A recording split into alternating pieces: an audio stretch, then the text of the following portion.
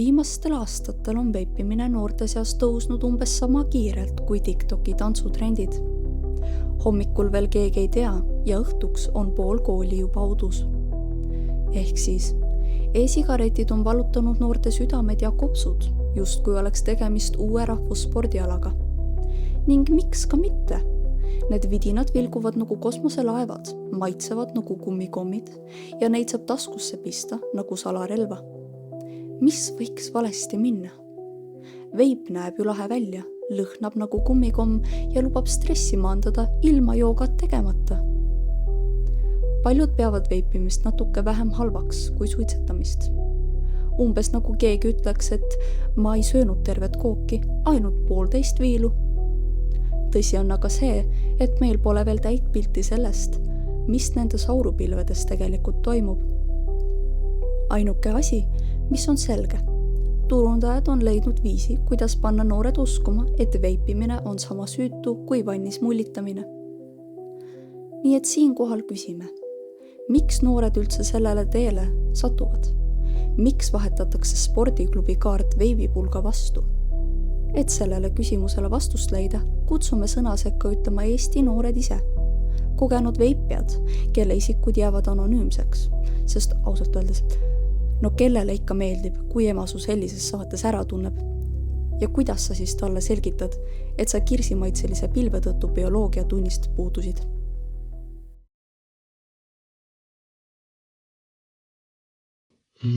Esimene kord, kui mina veipisin, oli 2 aastat tagasi. Ma olin just 18 saanud ja ma läksin klubisse. Ja ma olin seal sõpradega. Ja siis me läksime taha ruumi, et lihtsalt olla. Ja siis seal üks poiss pakkus mulle veipida. Ja ma proovisin. Ja see tundus mõnus, sest see oli natuke nagu tups. Pani pea pöörlema ja andis sellise mugava tunde.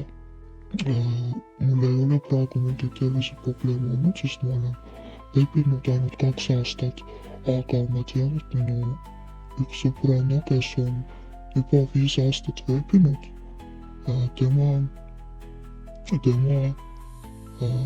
tal on kopsudega probleemid. Natukene. Ma saan enda veip, mina käin kohtumistel diileritega ja see käib niimoodi, et ma kirjutan Telegramis, mis veipi ma tahan ja siis me lepime kohtumiskoha kokku ja siis mina jõuan alati varem kohale ja siis ma ootan seal ja lõpuks tuleb see diiler ja siis me hästi kiiresti, mina hoian raha ühes käes, tema hoiab veipi enda ühes käes ja siis me kiiresti vahetame ja siis nad tavaliselt sõidavad autoga minema. Ma olen proovinud ka internetist osta, aga internetis, ma ei tea, minule ei meeldi. Mul alguses oli diileritega kokkusaamise hirm, sellepärast, et mingi võõras inimene, ma ei tunne, ma olin just 18 saanud ja see tundus väga hirmutav niimoodi mingi tüüpiga kokku saada kuskil metsa lähistel. Tavaliselt diilime nüüd Vanelinnas, aga kõrval tänavatel. Et seal ei ole tavaliselt politseid. Ma tean, et ma saaksin osta küll poest, tavalisest veipipoest, aga minule ei ole seal selliseid veipe, mis minule meeldivad. Et neid lahedaid ekraaniga ja hästi pikalt kestvaid veipe saab kõige paremad tavaliselt diileritelt Telegramis. Aga internetis on ka. Snapchatis mina ei ole veel diilerit saanud, ma ei taha ka, mul ei ole vajadust.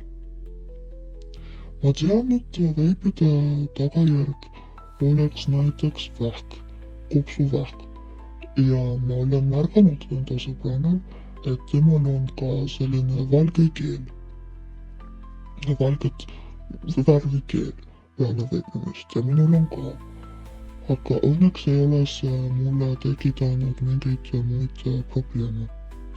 Näiteks kopsuprobleemid, nagu minu sõber. Minu vanemad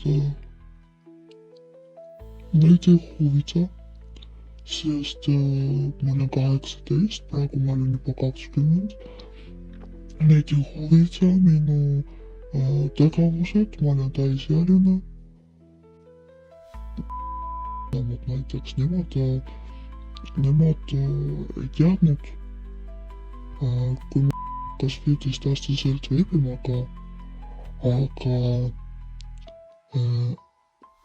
neid vist väga ei huvitaks ka, sellepärast et tema vanemad ise on ka joodikud natukene, et seda veipimine tundub olevat, nagu see ei ole nii kasulik kui suitsetamine, aga no ma ei tea, see on mingi kopsu asi ikkagi, nii et ma arvan, et tegelikult see ei ole nii palju parem kui suitsetamine.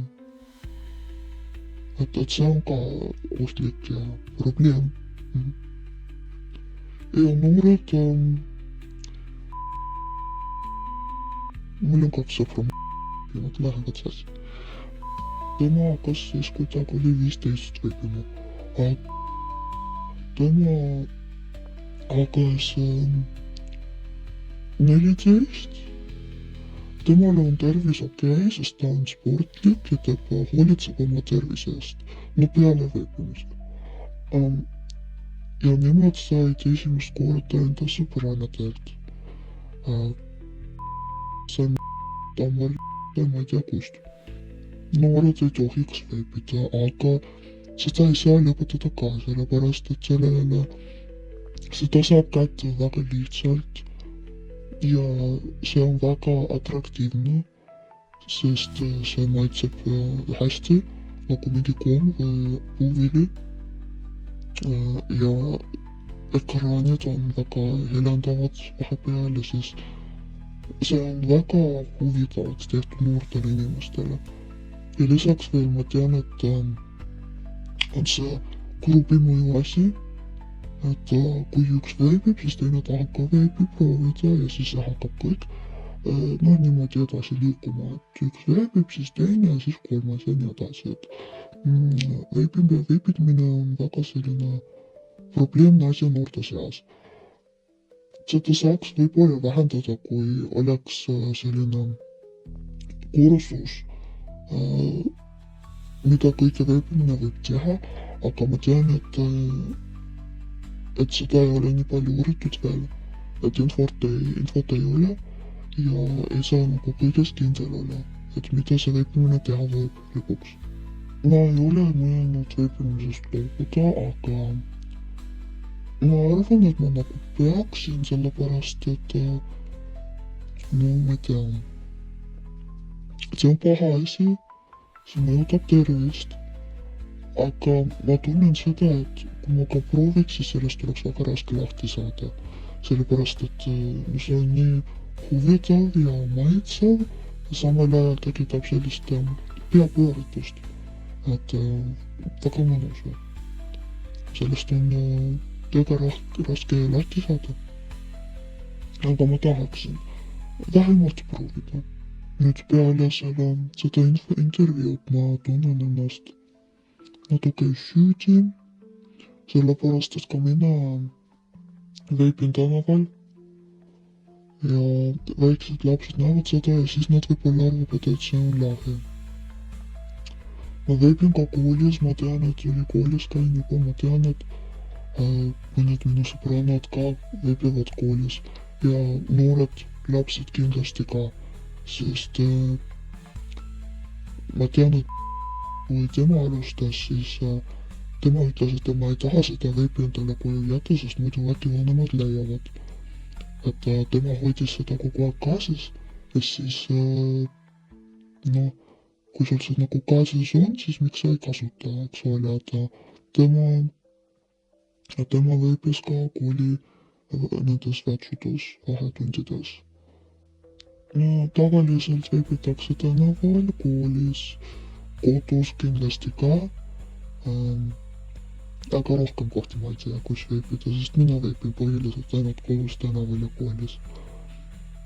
Nii et mul ei ole selliseid, ma ei tea, kuskil klubides või midagi, ma ei käi, ma ühe korra käisin ja mulle ei meeldinud see. Nii et jah.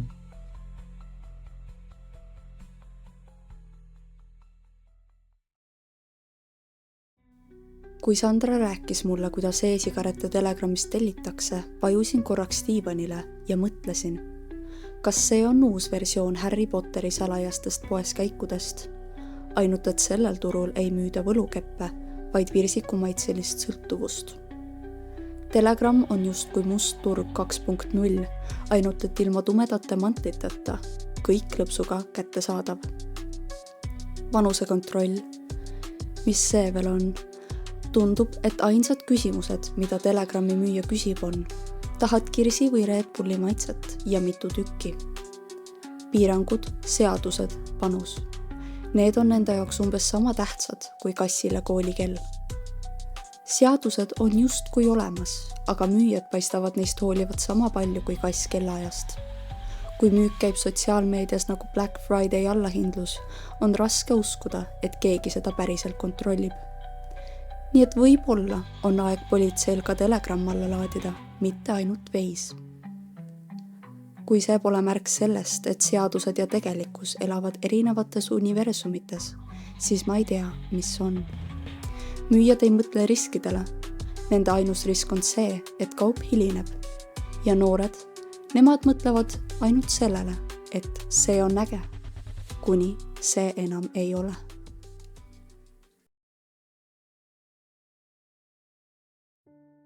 Ma mäletan seda päeva, kui ma esimest korda veebi proovisin. Ma olin närvis, sest ma olin just nende vanematega tülitsenud ja läksin nende sõbranna juurde ja siis seal oli ikka teised sõbrannad veel ja meil oli seal tupsu ja jooke ja sõbrantsidel oli veipe ja ma proovisin, sest mida see üks mahv nagu ikka teha võis, aga ma ei teadnudki, et sellest päevast alates ma olen juba 3 aastat veipinud ja ma kahetsen. Ma tean, et mul on sõltuvus, aga ma ei saa sellest nagu lahti ka. Ma olen püüdnud, aga siis mu sõbrant pakkus mulle ja ma ei tea, ma võtsin ja siis see kõik hakkas uuesti. Ma tahan lõpetada, aga ma lihtsalt ei saa. See on keeruline ja ma tean, et mul on sõltuvus. Ma tean, et inimesed, noored hakkavad veipima nagu väga noorelt. Mina alustasin siis, kui ma olin just saanud 15. Mingil sõbrannal või kellegi tuttaval on ja siis pakutakse ja siis sa proovid ja ongi kõik. Seda on tegelikult nii lihtne kätte saada igalt poolt. Küsid mingilt sõbralt ja siis tal kindlasti on mingi kontakt kellega, kes veebib ja siis saadki mingi Telegrami grupi või mingit Snapchatist või mingi lingi kuhugi internetti. See on probleem. Ma tean, et see on probleem, aga ma ei oska öelda, kuidas seda peatada.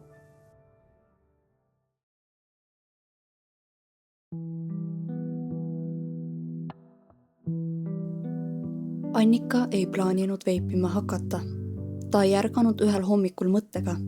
Tead, mis oleks lahe? Panna kopsud natta tossu täis ja rahakott leekidesse. Ei, ta ei tahtnud pahandust. Lihtsalt väike rahusti, aga mitte apteegist, vaid sõbra taskust. Kõik algas rahulikult. veidi draamat kodus, natuke stressi, üks hea sõber ja lause, mis kõlas umbes nagu reklaam. Ära muretse, lihtsalt proovi. See on nagu närimiskumm, aga põnevam. Annika mõtles, et üks väike tõmme ei tee ju midagi. Ja see oligi tõsi. Üks tõmme ei teinud midagi. Peale selle, et järgmisel päeval tahtis ta teist ja kolmandal juba omaenda veipi. Varsti oli olukord nagu halb suhe. Alguses tundus põnev ja turvaline. Lõpuks võisid kõik kohtumised lõhna järgi ära tunda. Ta ütleb, et veip tundus alguses nagu sõber. Alati olemas, kui elu viskas ette järjekordse kontrolltöö või vanemate moraaliloengu. Aga see sõber osutus salakavalaks, nagu see, kes lubab sulle ainult ühte pitsi, aga lõpuks tantsid sa laual ja ei mäleta suurt midagi. Annikal oli vaja midagi, mis annaks kuuluvustunde ja pilvede keskel ta selle leidis. Aga nüüd, kui ta sellele tagasi mõtleb, ütleb ta otse. See turvaline pelgupaik oli illusioon, nagu müütiline ükssarvik, kena vaadata, aga tegelikult ei eksisteeri. Kui keegi oleks Annika sõpradele öelnud, et nad aurutavad oma kehasse kantserogeene, oleksid nad ilmselt vastanud, aga see maitseb nagu mustikamuffin, chill. Tegelikult on aga nii, et need värvilised vedelikud, need samad, mis lõhnavad nagu lapsepõlv ja näevad välja nagu barbiköögisiirupid, võivad kuumutamisel paisata välja aineid, mida isegi keemikud nimetavad oi tasemel ohtlikuks. Näiteks formaldehüüd. Nimi kõlab nagu mingi keemiaolümpiaadi küsimus, aga tegelikult võiks see ka olla. Milline aine paneb surakud mõtlema, et nad tahaksid vähki mängida? Acetaldehüüd kõlab nagu midagi, mis võiks olla Star Warsi tegelane, aga tegelikult ründab surakke. Ja need ei ole mingid kauged riskid. Need on samasugused üllatused nagu see, kui avastad, et su lemmik smoothie sisaldab peeti. Ainult et hullem. Nii et jah, veipimine võib tunduda süütu ajaviide, aga tegelikult võib iga mah olla pisike DNA miks, mis paneb surakut tantsima vales rütmis. Ja see tants võib lõppeda üsna kurvalt. Hoiatus. Järgnevad pildid võivad olla häirivad. Pildid kujutavad veipimise võimalikest tagajärgedest tulenevaid kahjusid ja tervisemõjusid. Need on mõeldud informatiivsel eesmärgil ja võivad olla visuaalselt häirivad. Palun vaadake ettevaatusega.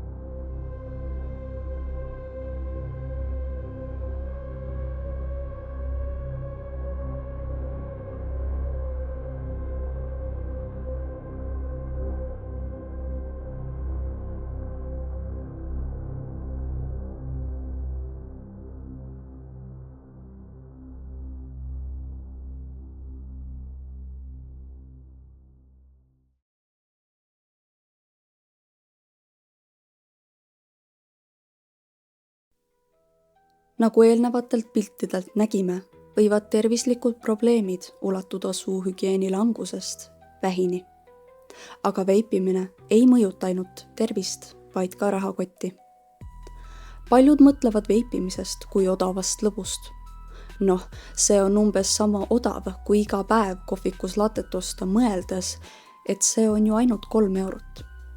Aga kui sa paned kõik need väikesed ostud aasta peale kokku, on tulemus tadaa, sama, mis uus iPhone või paar kuud üürikorteri ülalpidamist. Keskmine veipija kulutab umbes 25–50 eurot kuus. Aastas teeb see vähemalt 400 eurot, mis võiks vabalt minna näiteks uue rattakiivri, Netflixi tellimuse või isegi, päris toidu peale.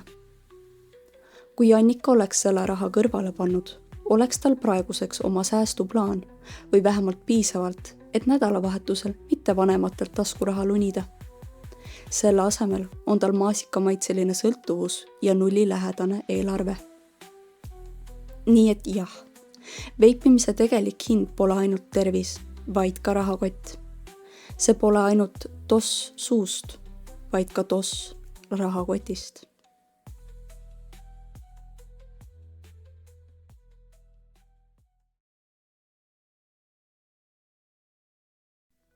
Veipimine, see tänapäeva noorte uus hobune valgel tossupilvel, on saanud sama tavaliseks kui selfid peegli ees või vaatan veel ainult ühe osa Netflixi maratonid.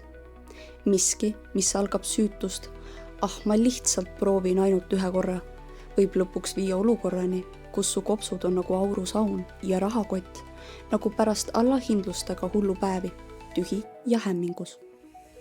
Mis selle kõige taga on? Ikka vana hea sotsiaalne surve. Kõik teevad ju. Piiritu uudisimu. Mis maitset see sinine toss nüüd jälle on?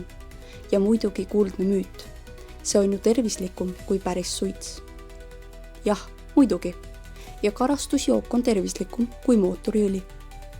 Aga kas see teeb selle heaks ideeks? Paljud noored ei mõtle sellele, et see mõnus maasika šokolaadi piparmündi tossuke sisaldab nikotiini, mis on umbes sama sõltuvust tekitav kui TikTok enne magama minekut. Füüsiline ja psühholoogiline sõltuvus tuleb hiilides. Üks hetk oled lihtsalt uudishimulik. Järgmisel hetkel ei kujuta sa bussipeatust ettegi ilma väikese pilveta. Ja mis siis tervisest? Oi, see väike asi. Uuringud ütlevad üsna selgelt. E-sigaretid võivad kahjustada kopse, südant ja veel mõndagi muud, mida su keha tegelikult tahaks tööhoos hoida. Aga eks see on umbes sama populaarne info kui salatikaus peolaual. Kõik teavad, et see seal on, aga keegi ei vaata väga. Eestis on olemas igasugused kenad reeglid ja piirangud. Seadused, mis ütlevad, et noortele ei müüda, maitsed keelatud, reklaam ei tohi olla nagu kommireklaam. Aga siis tuleb Telegram, Discord, Snapchat, vend X, kes ütleb, pole probleemi, kirsi maitseline tuleb homme pakiautomaati.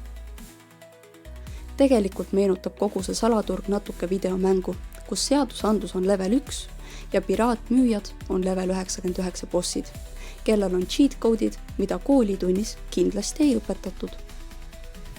Aga olgem ausad, peale tervise kaob ka raha nagu mustkunstniku taskust. Kui kulutada igakuiselt 25–50 eurot tossu tegemiseks, siis aasta lõpuks oled justkui tahtmatult ostnud omale uusima nutitelefoni.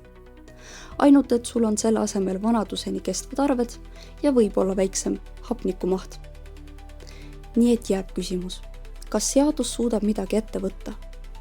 Või peaksime lihtsalt lõpuks tunnistama, et teavitustöö võiks olla veidi vähem PowerPointi ja veidi rohkem päris juttu. Või ehk on aeg muuta sõnumit. Veipimine, kallis, kahjulik ja mitte nii cool, kui sa arvad.